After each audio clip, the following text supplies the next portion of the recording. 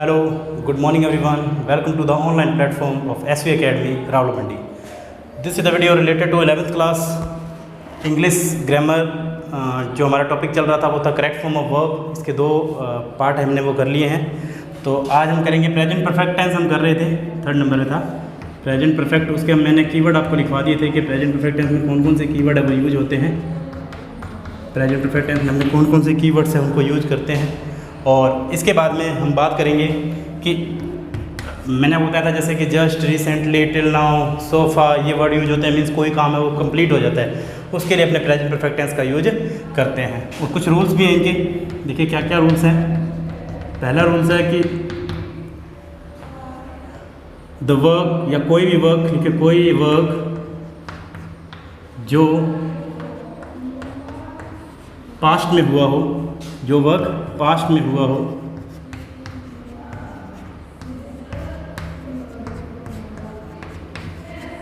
और उसका effect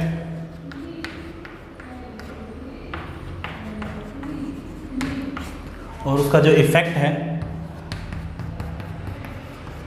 present में भी पड़े।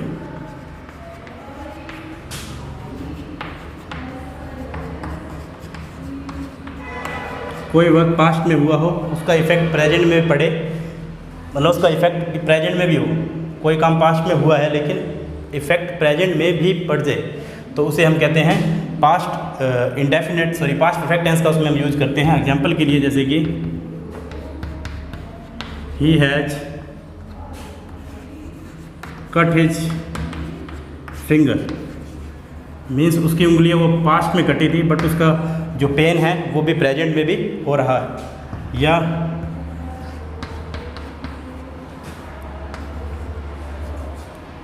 He has got an accident, मतलब उसका एक्सीडेंट हो गया है।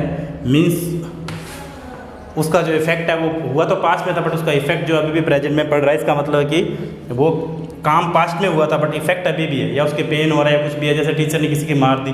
तो ऐसा काम जो पास्ट में हुआ हो बट उसका इफेक्ट प्रेजेंट में भी पड़े तो वहाँ पे हम यूज करते हैं प्रेजेंट परफेक्ट टेंस का। सेकंड रूल देखिए इसका, ये तो फर्स्ट रूल था, इसका सेकंड रूल देखते हैं क्या है। देखो सेकंड रूल है कि ऐसा वर्क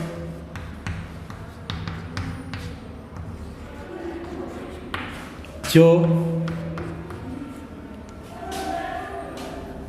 प्रेजेंट में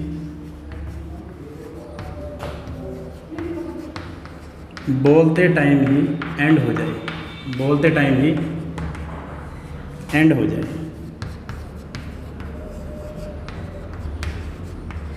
मीन्स अपने ऐसा वर्क कर रहे हैं जो उसी टाइम अपने जब बोलें तो वो बोलते टाइम ही एंड हो जाए, तब भी अपने प्रेजेंट परफेक्ट टेंस का ही यूज करते हैं। देखिए कैसे, एग्जांपल के लिए जैसे कि he has note eaten, I have note eaten food since morning. मतलब मैंने मॉर्निंग से खाना नहीं खाया बट अब वो खाना खा रहा है। दैट मीन कि जो काम पहले नहीं हुआ था लेकिन वो बोलते समय एंड हो जाए, मीन्स वो खाना अब खा रहा है, पहले उसने खाना खाया नहीं था but at this time he is eating food, so that's why he is calling मैंने सुबह से खाना नहीं खाया है। तो ये हो गया अपना प्रेजेंट परफेक्ट टेंस में। एक और इसका एग्जांपल देख लो, जैसे कि I have note seen you before, means इससे पहले मैंने तुम्हें कभी भी नहीं देखा है। I have not seen you before, मैंने इससे पहले तुम्हें नहीं देखा है। तो इसके लिए भी अपने यूज कर देंगे प्रेजेंट परफेक्ट टेंस का ही यूज करेंगे कि I have not seen you before, मैंने तुम्हें इससे पहले नहीं देखा है, इससे पहले कभी भी नहीं देखा। तो ये हमारा present tense, present perfect tense. Present perfect tense के मैंने आपको कीवर्ड बताए थे।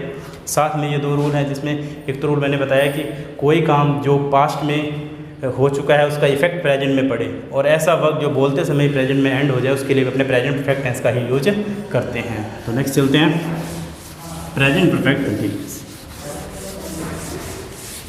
देखिए present perfect continuous, fourth number present perfect continuous.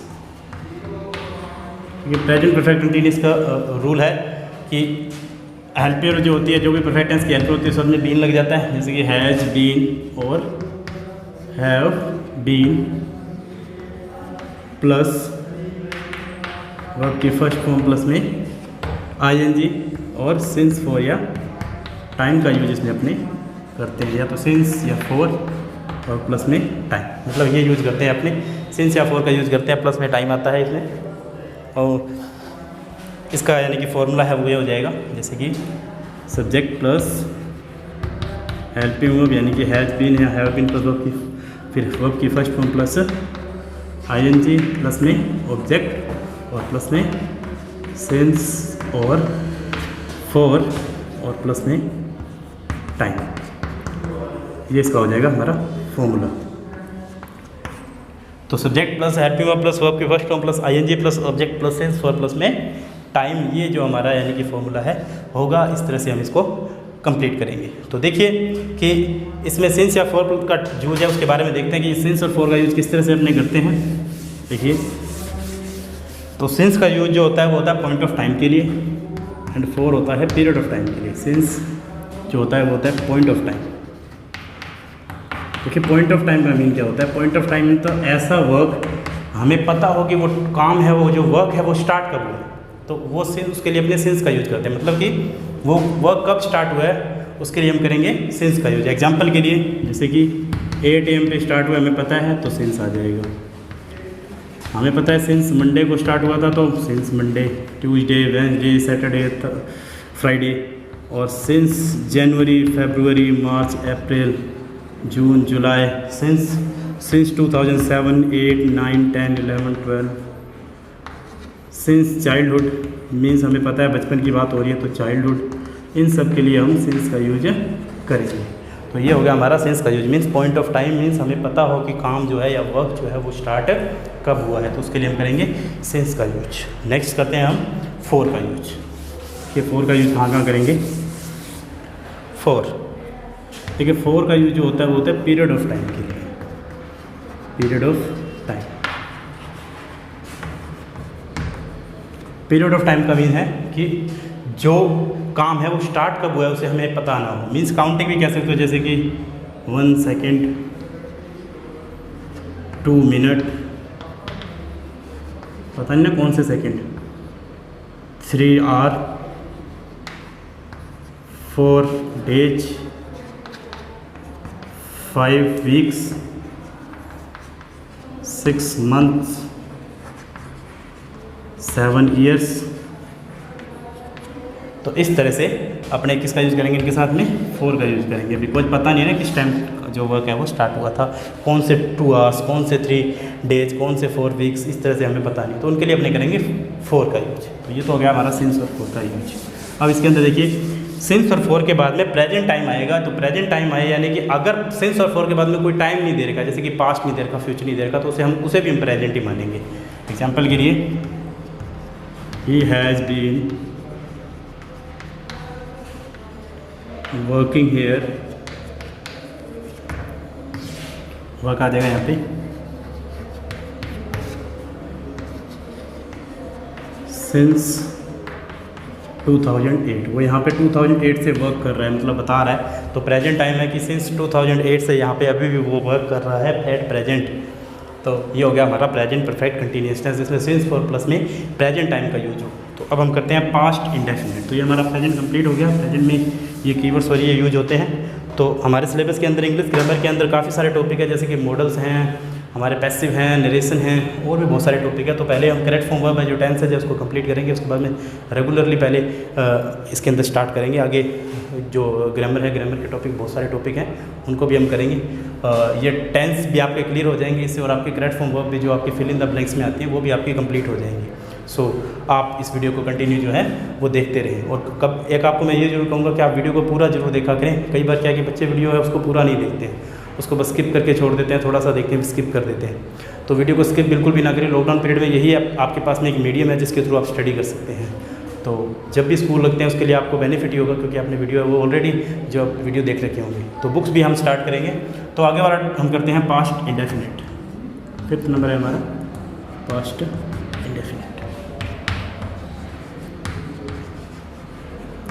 देखिए पास्ट इंडेफिनिट के अंदर भी जैसे प्रेजेंट इंडेफिनिट में होता है कि अफर्मेटिव जो सेंटेंस होता है उसमें कभी भी हेल्प नहीं आती है, वर्ब की सेकंड फॉर्म आती है। जब भी कोई भी नेगेटिव या इंट्रोगेटिव नेगेटिव या डब्ल्यू वर्ड जो भी होता है वो होते हैं, उनके साथ में हमेशा डिड प्लस यानी कि डिड नॉट प्लस में वर्ब की फर्स्ट फॉर्म का हम यूज करते हैं। तो ये फॉर्मूला होता है। सबसे पहले हम पास्ट इंडेफिनिट टेंस के लिए हम कीवर्ड्स देखते हैं कि क्या क्या कीवर्ड्स हैं वो यूज करते हैं। देखिए कीवर्ड्स, देखिए सबसे पहले हमने कीवर्ड यूज करते हैं जब वो होता है yesterday.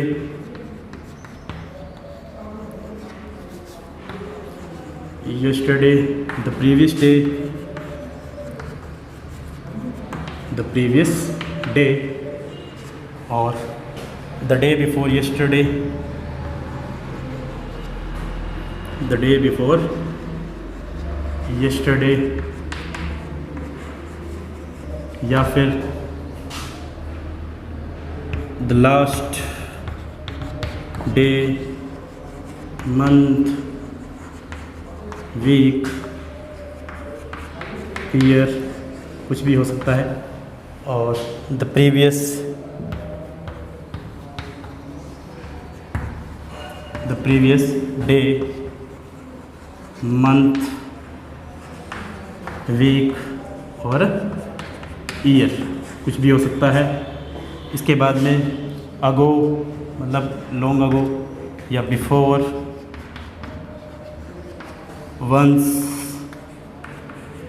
Once upon a time,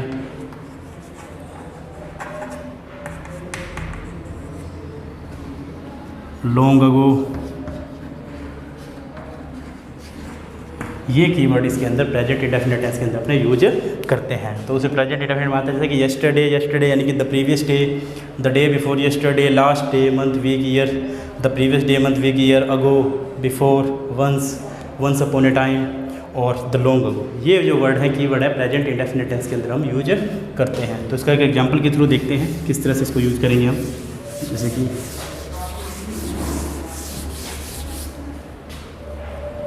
once I, meet की सेकंड फॉर्म होती है met, you at coffee shop,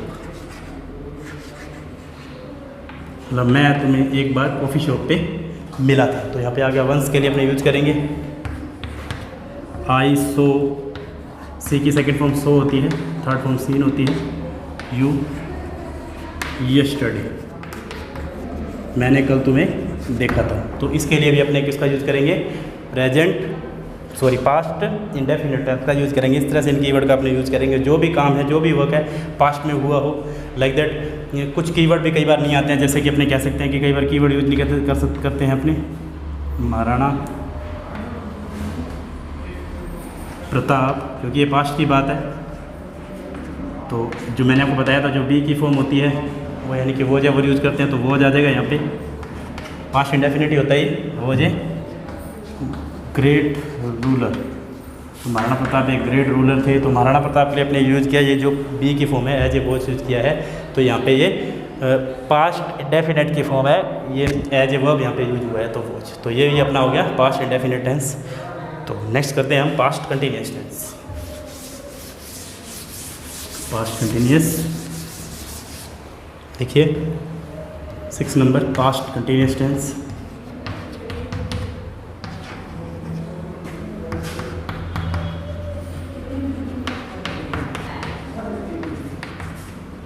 past continuous tense का यूज़ करते हैं। देखिए पास्ट कंटिन्यूअस टेंस जो है उसके अंदर आपको पता है हेल्पिंग आती है वॉज और वर्ब प्लस में वर्ब की फर्स्ट फॉर्म प्लस में आईएनजी का यूज अपने करते हैं। वॉज और वर्ब का यूज करते हैं प्लस में वर्ब की फर्स्ट फॉर्म प्लस आईएनजी का अपने यूज करते हैं। तो इसके अंदर पहले अपने कीवर्ड देख लेते हैं क्या क्या कीवर्ड्स हैं वो यूज होते हैं। देखिए जो प्रेजेंट कंटिन्यूस में यूज होते थे उनको थोड़ा सा डिफरेंट है। जैसे कि वहाँ पे होता था एट दिस टाइम, तो यहाँ पे हो जाएगा एट दैट टाइम। वहाँ पे होता था एट दिस मोमेंट, यहाँ हो जाएगा at that moment, at that moment हो जाएगा। वहाँ पे होता था इन दोज डेज, ये होगा इन दीज डेज होता था, यहाँ होगा इन दोज डेज हो जाएगा, नाउ का हो जाएगा देन। तो ये हो गए हमारे कीवर्ड्स जो पास्ट कंटिन्यूअस टेंस में यूज करते हैं, जैसे कि आई वॉज वेटिंग आउटसाइड,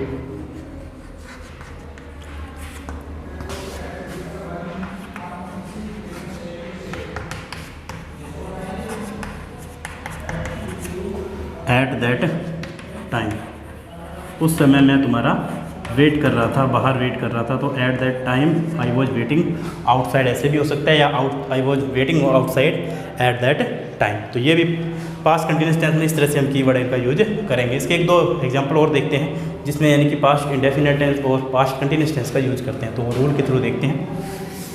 देखिए किस तरह से, एग्जांपल के लिए देखिए नोट,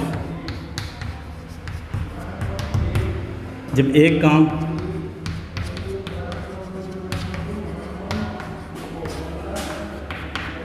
जो पास्ट में हुआ हो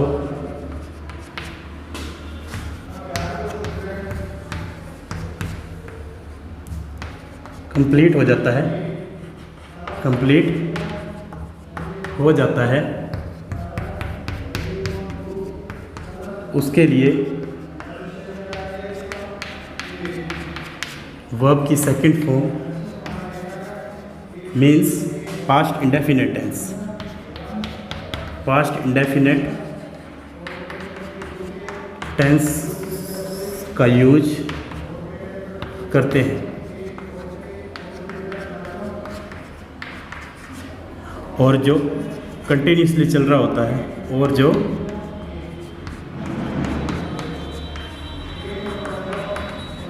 कंटिन्यूस चल रहा होता है,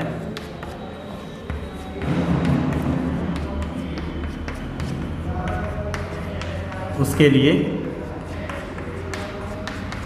वॉज वर्ब प्लस वर्ब की फर्स्ट फॉर्म प्लस आईएनजी का यूज करते हैं। प्लस वर्ब की first form plus ING means past continuous tense का यूज करते हैं। मीन्स पास्ट के अंदर जब कोई दो काम हो रहे हों, एक काम जो एंड हो जाता है उसके लिए तो पास्ट कंटिन्यूअस टेंस का यूज, इंडेफिनिट टेंस का यूज करते हैं। और जब एक काम जो चल रहा होता है उसके लिए पास्ट कंटिन्यूअस टेंस का यूज करते हैं। देखिए किस तरह से, एग्जाम्पल के थ्रू मैं आपको बताता हूँ। समवन, यहाँ से इसको पहले रफ करते हैं फिर आपको बताता हूँ। देखिए जब एक काम जो पास्ट में कंप्लीट होता है, आप ये इसको नोट कर लो एग्जाम्पल के लिए, कि इसका एग्जाम्पल बताता हूँ आपको कि समवन